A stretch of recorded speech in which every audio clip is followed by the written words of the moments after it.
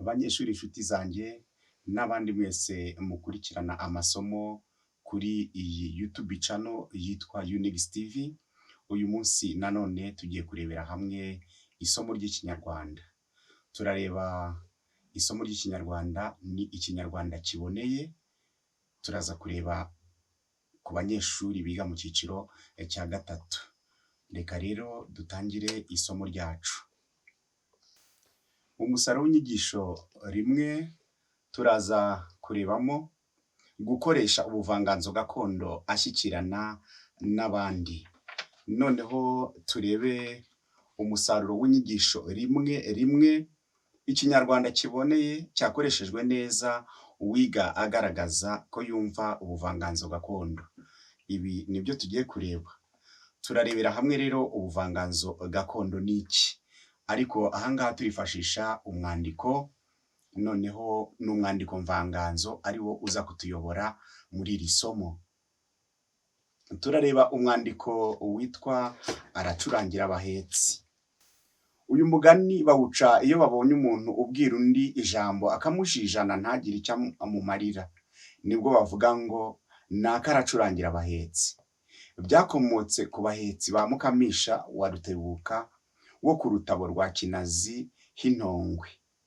Baraye bacurangirwa n'abacuranzi b'abahondogo b'i Bugesera, Kigali, nawe Mukamisha basaza be bamunyereranye. Byabaye ahasaga umwaka w'1300. Ubwo hari ku ngoma ya Cyilima Rugwe, abahondogo b'i Bugesera ku ngoma bashyingiranaga n'abanyiginya bo mu Rwanda. Hakaba umugabo Gashakamba ka Rugira w'umuhondogo ajya kwa Rutebuka ku Rutabo rwa Kinazi kurambagiza umukobwa we witwa Mukamisha. Amurambagiriza umuhungu we, bukeye atuma kuri Rutebuka igihe azazira gusabira, baramwemerera. Igihe kigeze Gashakamba arikora n'abahondogo baje gusaba, baza barimbye bambaye neza ibihu byabo by'imigoma. Bahinguka kwa Rutebuka baravunyisha. Mukamisha n'abandi bakobwa baza kubarungurukira mu gikari. Babonye ibihu by'imigoma bambaye baratangara. Mukamisha araturika ararira. Abaza abandi bakobwa ati mbigenje nte? Ati hari uwaryamana n'umuntu wambara biriya bihu bitanyutse? Abandi bakobwa bati wabigenza ute ko iwanyu bagutanze? Dore ko kera abakobwa barambagirizwaga icyo base bemeye ntigikuke.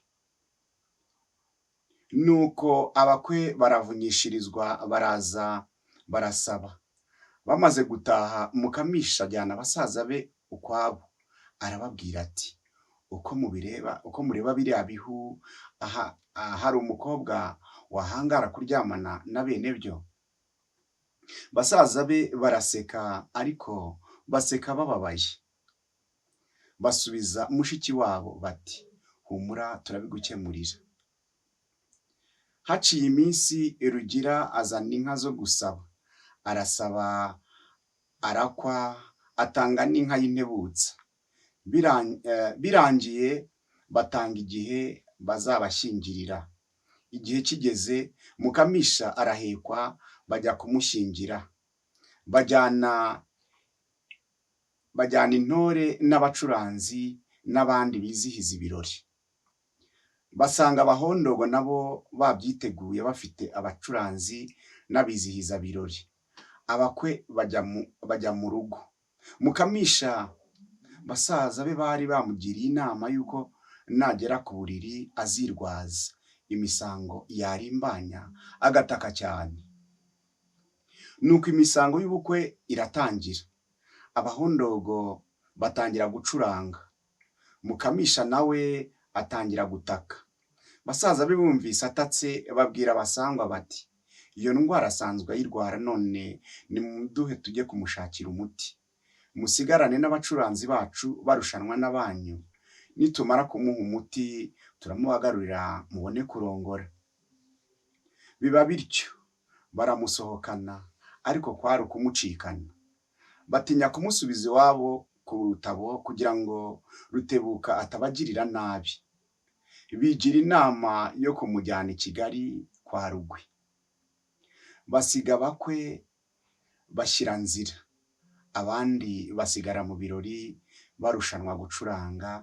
Baracuranga bubakeraho bagitegereje umugeni ngo barongore. Basaza ba Mukamisha uko bakaje ijoro ryose bucya bamugeranya i Kigali. Bamwereka Rugwe, bamutekereza n'uburyo yanze kurongorwa n'abambaye imigoma. Abatware n'abahungu bari aho baraseka cyane bashima uwo mukobwa ko yabarushije ubupfura. Rugwe aherako amushyingira umuhungu w'umukono w'inyamweru witwaga Rutozi. Noneho batuma i Bugesera kwa Gashakamba ko Mukamisha yarongowe. Abahetsi n'abacuranzi barahindukira. Kuva ubwo rero biba iciro ry'umugani. Babona umuntu uganyira utamwitayeho bati aracurangira abahetsi nk'abahondogo, kuko bacurangiye abahetsi b'umugeni wiyamukiye ku Rwakare. Gucurangira abahetsi kuyagira utagushaka ku mutima. Aha uyu mugani n'ubundi hari indi migani wahaca biba byerekana ko ibyo uri gukora ari inkorabusa. Abanyarwanda bati inkorabusa ishingirira amashu, kuko burya ntabwo arandaranda. Abandi bati iyo bagira ngo bagenure kuri gukora ubusa cyangwa ukora ikitagize umumaro, baravuga bati urimo uratemera imbwa imitumba cyangwa uri gusekura amazi. Uyu mwandiko rero niwo uzagenda udufasha ahangaha. Noneho reka twinjire mu buvanganzo gakondo koko. Reka turebere hamwe rero ishoza y'ubuvanganzo gakondo. Ubuvanganzo gakondo ni ijambo rigizwe n'inyunge z'amagambo abiri ariyo kuva cyangwa se bivuga guturuka cyangwa gukomoka, ndetse n'irindi jambo rya kabiri inganzo, aho ababumbyi bakura ibumba. Iryo jambo ariko iyo turebye neza inganzo hano ntaho rihuriye naho bakura ibumba ashwida, ahubwo ryo rirekeza ku kurema wifashishije ijambo. Mu ndimi z'amahanga nibyo bita literature cyangwa literature.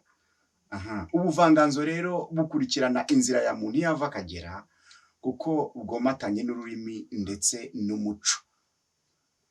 Hano rero ishoza ubuvanganzo nuko tubonye ko ari ya jambo ry'inyunge rigizwe n'ariya magambo abiri, ariko tubona ko iyo wumvise inganzo naho bakura ibumba, ariko hano muri iri somo ntaho bihuriye, ahubwo rerekeza ku kurema wifashishije ijambo. Hano rero nibyo tugiye kureba. Ubuvanganzo kandi burimo ibice bibiri. Hari ubuvanganzo nyemvugo n'ubuvanganzo nyandiko. Ubuvanganzo nyemvugo rero bwo tubusangamo, tubona ko ari bwo buvanganzo bukuru mu Rwanda ndetse no ku isi muri rusange. Bukaba rero ari ubuvanganzo bukozwe mu mvugo gusa, aho rubanda bahererekanya ibyo bahanze batanditse. Ubwo ni ukubihererekanya mu mvugo, umunwa ku munwa. Iki nicyo gihimba kinini cyane cyaranze ubuvanganzo bw'iwacu, nubwo aho inyandiko yadukiye bagerageje kwandika ibyakorwaga hagamijwe kubibika birambye. Ibyo ariko byarabukenesheje, kuko ntibyari kumenyekana cyangwa kugira ngo babandi babyandikaga ntabwo bari kubibona uko byakabaye byose. Hano rero ubuvanganzo nyemvugo nibwo buvanganzo bukuru, nibwo buvanganzo buhatse ubundi. Hano nibwo buvanganzo bw'umwimerere, aho rubanda bahererekanyaga ibihangano byabo batanditse bavuga.